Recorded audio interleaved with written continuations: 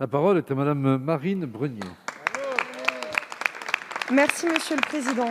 Mes chers collègues, ce n'est pas la députée de la Nation qui s'exprime devant vous, mais l'une des représentantes de l'ancien comté de Nice, désormais métropole Nice-Côte d'Azur. Les Niçois forment un peuple de montagnards, avec les pieds dans la Méditerranée et la tête dans les cimes du Mercantour. Nous sommes tous de la Vésubie, de la Roya ou de la Tinée. C'est notre identité. Avant tout, je souhaite remercier votre gouvernement, Monsieur le Premier ministre, ainsi que le Président de la République, pour être venu dans notre territoire et pour toutes les annonces qui ont suivi. Vous avez pu mesurer l'élan incroyable de solidarité des Maralpins. Pendant plus d'une semaine, j'ai conduit le convoi d'approvisionnement pour les habitants de la Vésubie, aux côtés des agents de la métropole et des bénévoles qui ont fait un travail formidable.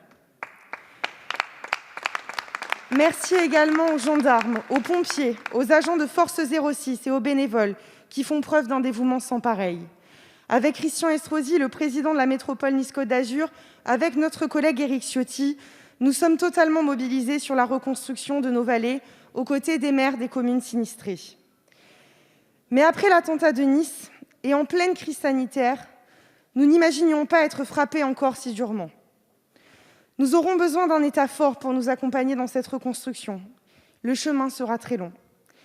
Les 110 millions d'euros annoncés nous soulagent, mais ne peuvent être qu'une première étape vers un engagement encore plus massif.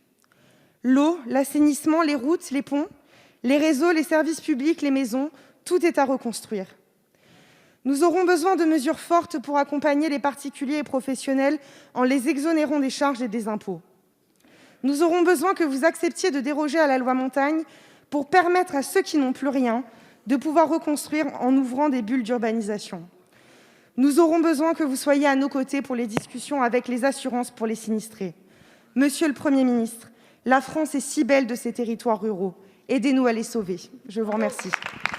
Merci, Madame la députée. La parole est à Monsieur Gérald Darmanin, ministre de l'Intérieur.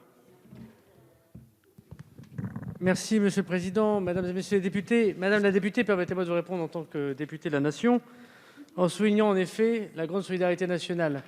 Et Monsieur le Premier ministre, par sa venue longue à l'écoute des habitants, accompagné de vous-même, de Monsieur le député Ciotti, du maire Christian Estrosi, du président Monsieur Ginesy, de tous les parlementaires des Alpes-Maritimes, Monsieur Dombreval, Madame Ardisson, qui ont, pendant les visites du Premier ministre, la visite du Président de la République, apporté un soutien. Et avec Barbara Pompili, nous travaillons pour le ministère de l'Intérieur à l'urgence et pour le ministère de la Transition écologique à la reconstruction. Et des questions se posent également qui relèvent sans doute du ministère de l'Action et des Comptes publics qu'Olivier Dussopt pourra accompagner. Permettez-moi, au moment où demain les élus accompagneront sans doute Madame la ministre déléguée à la citoyenneté, je veux dire jeudi matin, pour l'enterrement de ce pompier, pour qui je veux avoir un mot particulier.